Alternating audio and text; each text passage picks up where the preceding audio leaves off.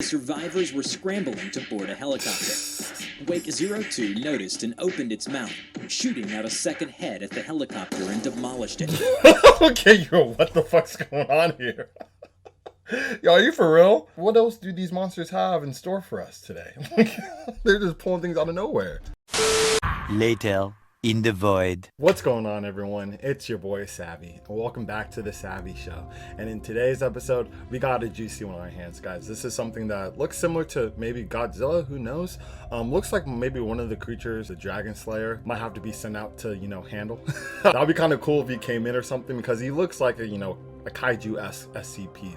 However, a few of you guys recommended me to react to this one. So with knowing that, it feels like it's going to be something that I might not expect with this SCP, which makes me even more excited. So without any further ado, this SCP is SCP-5391 Anastasia. I hope I pronounced that right. Let me know in the comment section below. But with that being said, if you guys are excited for this reaction and you enjoy it along the way, please let me know by smashing that like button. Let's try to get 100 likes on this one. Let's just try, guys. I know the family's pretty strong, so that benchmark should be a cakewalk for us. And also remember, smash that sub button if you're not part of the family. If you are new to the channel, I make reactions of SCP and other creepy content on the channel. You can feel free to dive through them. I have over 300 of them. So yeah, if you enjoy it, this is going to be the best place to be to get your fix of SCP heat. And also, remember, turn on post notifications so you do not miss an upload. And now, without any further ado, let's get this show started. Alrighty, SCP-5391 Anastasia. Let's go. Viewer discretion is advised.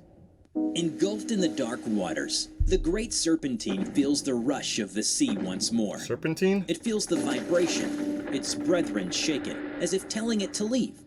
But where could they go in this dark environment? It matters not, for it has found its prey. Forged in ancient magma, the shell of the destroyer glows and burns brightly. Destroyer? It breaks free from the ground which had held it for millennia to walk the earth once more, leaving fire and brimstone in its wake. Whoa. Her memory is hazy, but she remembers how she had died and was brought back to this world by her devout followers. And of course, her violent skirmishes with the serpent. Dredged from the grave and thrown into the land of the living once again, the queen of the monsters let out a cry that echoes through the ages. Queen of the monsters? Beyond the great deeps, the behemoths hear the call. They stir and rouse. A kingdom of swarming beasts. Dozens of them, all powerful and mighty, awaken from their deep slumber. What the heck? In the embrace of the abyss, the serpent grows restless. The old battle will repeat itself, as it had in the past. Okay, so I'm assuming the serpent is the rival of the said SCP we're diving deep into. The person that, broke out of the ground. That got resurrected by her followers, the Queen of Monsters. What the heck? Is she like a god or something? Will this be the one that finally ends this vicious cycle? Though weary and tired of the violence, still it sharpens its fangs and readies to face its old nemesis once more. Wow. Hello everybody, I'm TheRubber. We're in Today, for a good we bring one. you SCP Foundation Esoteric Class Object SCP-5391. Esoteric? SCP-5391, also known as Anastasis, is an anomalous event. It refers to the awakening of large-scale aggressors, or LSA, following the revival of LSA Brazil 01. These LSAs are collectively referred to as SCP-5391-1, in addition to their individual designations. In 1998, Foundation agents successfully detained and captured POI 2889, Stanislav Nikolev, a former scientist and director of Prometheus Lab, which operated the Anastasis Project, the revival of LSA Brazil 01. What? Brazil 01, dubbed the Queen of the Monsters, is a massive entity with the head of a crocodile and tentacles for its lower body. So this is SCP. Doesn't look like the one on the thumbnail. Interesting. It was once considered neutralized, but was revived by Prometheus Lab. As a result, it is currently outfitted with large amounts of paratechnical components that further accentuate its abilities. Wait, I thought her followers revived her, not this Prometheus Lab, because it seemed like this lab is a part or works in tandem with the SCP Foundation, from what I'm just seeing right now. Most notably, its regenerative prowess. Nikolev sat in Site-40's interrogation room. The television in the corner was showing news footage of the destruction caused by LSA Stromboli 08. Okay. He smirked the entire time as he watched the footage play. Stromboli 08 is an armored ankylosaurian entity, Its anomalously hard shell plating features numerous broad spines that end in a narrow point. Okay. The seams between these plates have a scintillating red glow, similar to that of molten rocks. Buried beneath the volcanic Stromboli Island, the armored behemoth burst through the earth, causing the island volcano to erupt. Jesus. The island was engulfed in magma, and its complete destruction soon followed. Is that big? Footage showed fighter jets engaging the beast, but were shot down by magma expelled from Stromboli 08's body. Oh my god. The head researcher of 5391, Dr. Mikasa Kaori, entered the room. She turned off the TV and sat down in front of Nikolaev. Before she began introducing herself, she noticed Nikolaev looking at her. He smiled wryly and glanced briefly at the people outside the room. This boy. Then back to Dr. Kaori. He's on something. I know what you're thinking, and what you want to know, Dr. Kaori. It's just simply this. I believe the downfall of humanity is that those in power tend to believe themselves to be gods. Why do I believe this? Because I was one of those idiotic fools who thought they belonged to the pantheon of divine beings. Really? The Anastasis project was nothing more than a need for us to fulfill a self-proclaimed prophecy, to prove that we were above even Mother Nature herself. Oh, whoa. So they were followers. So if you are a follower and you're trying to revive something that holds more of a greater importance than you, why would you think you are a god? This guy got it backwards. We succeeded in reviving that gargantuan creature. Of course, with a few adjustments of our own to improve upon its natural design. Oh. After all, we had the power to do so, and we thought, why should we not? And that brilliant question has brought us to this. That's why it looks different. So, what was the price for our actions? The lives of everyone at the Prometheus labs. Jeez. It was nothing in the grand scheme of things. It's quite a fitting name, wouldn't you say? For it was Prometheus who brought the gift of fire to humanity from the gods. Yep. We too brought a gift. We have revived a creature capable of threatening the existence of mankind. Oh my And god. man has controlled and ruined Earth for far too long. What would you gain doing Right that, now, though? this world is being returned to its rightful masters. And I'm proud to admit that I have been an integral part of it. Just then, a message came through the speaker. Dr. Kaori, we've detected an LSA not far from the facility. Uh-oh. It's about to collide with a civilian vessel. Mobilizing all forces now. Let's see. Fighting them is hopeless, Dr. Kaori. Just accept your fate. Wake 02 surfaced in the Pacific Ocean, Okay. about 12 kilometers west of Site 40. The serpentine behemoth approached a fishing vessel and struck. Let's see it. It lunged through the vessel and obliterated it instantly, Just like that. resulting in multiple casualties on board. Wow. The Foundation's forces arrived at the scene half an hour later with several helicopters, 2 armed vessels, and the high-energy concentration orbital railgun. Okay, maybe the ray gun is, what you might need, but bro, where's the Dragon Slayer? This is the perfect time for him to just pop out of nowhere and battle these kaijus, bro. Come on now. Or HECOR, primed and ready in orbit. Oh my god. MTF H5 deployed from Dimensional Site 172 and engaged Wake 02. What are they gonna do? They attempted to use a binding field to put Wake 02 into stasis, That even work? but failed, as Wake 02 emitted a small-scale EMP that rendered the device useless. What the heck? Back in the control room, Oh my Dr. God. Kaori redirected efforts to evacuate civilians among the wreckage. Wow. The survivors were scrambling to board a helicopter. Wake 02 noticed and opened its mouth, shooting out a second head at the helicopter and demolished it. Okay, yo, what the fuck's going on here? Yo, are you for real? What else do these monsters have in store for us today?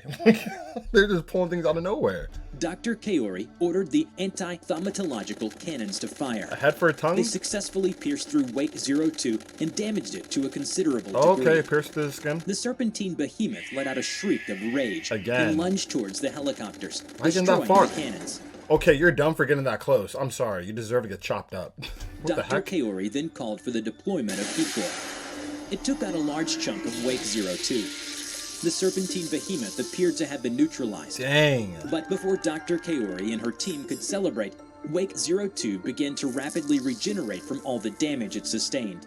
What? It shrieked towards the sky, as if taunting them for their futile efforts. Oh my god. Damn it! Dr. Kaori slammed her fist on the desk. Regeneration abilities. Left with no other options, she ordered a full-scale retreat. Wake 02 disappeared beneath the waves soon after. Wow. The next day, Dr. Kaori arranged for a meeting with Site Director Simmons. 2 days ago, something happened in Paraguay. An entire Foundation expedition team was killed. There are ruins there. Labyrinthine cave systems filled with remnants of an ancient civilization you've never even heard of. The higher-ups are starting to put the pieces together about why this is happening, what these things are, and what's about to come. But if you ask me, these don't even come close enough to giving us a solution. I trust that you have something else in mind, Doctor? Dr. Kaori nodded. Let's see. She took out a blueprint from her folder and handed it to him. Simmons looked at it and smiled. All right, I see. He pushed past the door and addressed everyone in the room. All right, fellas, stop whatever you're doing and listen. See what this is. Lately, these big, ugly monsters have been kicking our butts. They did us dirty and got us by surprise. They've killed countless And they innocent regenerate lives, too. but no more. Now, we will fight back. We will show these monsters no mercy. Okay. We will have a monster of our own, because this Let's go! is our monster. Yo, is this like the origins of... Okay, whoa, okay, yo. Whoa. Whoa. So this is the origins of the Dragon Slayer. Why they, created the Dragon Slayer. Oh my god, bro, this is perfect. I was wondering, like, why is he not in this episode yet already? And now it makes sense. He wasn't created until now. Oh god, this is awesome. So let's build a giant freaking mech. Meanwhile, Dude, in the what the Wanderer's heck? library, the last 1,000 steps finally came to a stop I at don't the want this to bottom of the end. ravine. Samuel sat down in exhaustion, then looked up into the abyss of the library. No, this is no time to rest, he thought. I need to keep moving. He gripped his lantern tighter and stood back up. Okay. Suddenly, a voice spoke to Samuel from the shadows ahead. Hello? He raised his lantern and took a few cautious steps forward. Soon, an old man appeared in front of him. Apologies if I don't look presentable. I don't get out much. Where are you headed, young man? Oh, I'm looking for the history of behemoths section. The old man's eyes widened. As he moved to stroke his chin, Samuel noticed the serpent's hand tattoo on his forearm. Bruh. Ah, I know of the way. Those eyes. Follow me. They arrived at the end of the maze. It was an open area with no bookshelves in sight, only torn papers and scraps of wood covering the floor. I literally wouldn't follow someone looking like that, bro. Like, are you kidding me? I'll ask questions like, yo, what's up with your eyes, dude? Before I follow him anywhere in some dark corner of this labyrinth or whatever he's in. Then, an expression of dread crossed the old man's face. Before they could react, the library shook. The floor beneath them collapsed, swallowing them into the void. Oh my goodness. They fell and fell and fell. That's what I'm talking about. Samuel gasped and opened his eyes. He was back at the same spot he had just been standing. What? But the old man was gone. He began sprinting forward with the lantern in hand. After a while, he reached the bookshelves again. But this time, a massive silverfish about 2 stories tall came out of nowhere and swallowed an entire bookshelf. Random. Samuel lost his balance and fell on the ground, Oh my catching God. the silverfish's attention. It charged forward, its legs violently pounding on the floor. Completely taken over by fear, Samuel froze like a deer in headlights. In a flash, something massive charged into the silverfish What and the crashed heck? into the other bookshelves. Where did that come from? Sounds of flesh being ripped apart followed, then gradually died down. What the heck? Samuel crept forward and saw the serpent. Its jaws clamped onto the now lifeless silverfish before tearing it apart. Then the serpent reached into its stomach with its reptilian tongue, pulling out a mucus-covered book, and flung it into Samuel's arms. Bro. Hands shaking, Samuel wiped the mucus off and saw the title, Extinction of Behemoths. For a moment, he was speechless. Samuel looked up and met the serpent's eyes. I can sense them. They have returned. Then I must go deal with them once again. Oh. The serpent flapped its plumage and ascended into the darkness above. Yo. Then all was quiet. So he's like the gatekeeper or like some kind of guardian that keeps the peace. Because it seemed like the only reason why he, awoke him from his slumber is because these monsters are coming out. No wonder. So he's technically kind of like the good one compared to the bad one, which is this SCP. The Foundation had found evidence of LSAs roaming the Earth far before our times, but they never found out how they had all disappeared. The serpent. That was why Samuel was sent to the library, to find a way to defeat the newly arisen LSAs once more. He reached up, hands still shaking, and turned on his radio. Samuel now knew what had happened without even having to read the book. The serpent had killed them all, Yeah. and it will do so again. Dang. Strong as heck. That's Remember it? to check out That's my new it? anime. Okay, this needed to be at least 2 or 3 more episodes long. You guys showed the Dragon Slayer. We could even get to see him fight a kaiju. Bro, I really wanted to see him fight like the water one that had regenerative abilities. I want to see how he was going to take that one out. Bro, what the heck? But this was actually kind of cool. This is like a whole story that's tied other SCPs within it. And I don't know if this the serpent is an SCP in its own right, or if it's just part of, this SCP's, tale. That is really cool. Wow. That was a lot. So if you guys enjoyed it, please let me know by smashing that like button. Let's get 100 likes on this one. And also let me know in the comment section below what you guys thought about finding out the Dragon Slayer was in this when you guys watched this your first time. And let me know what you thought about, the serpent, if you think it's part of another SCP or if it's just part of this story. I'd love to hear what you guys think about this.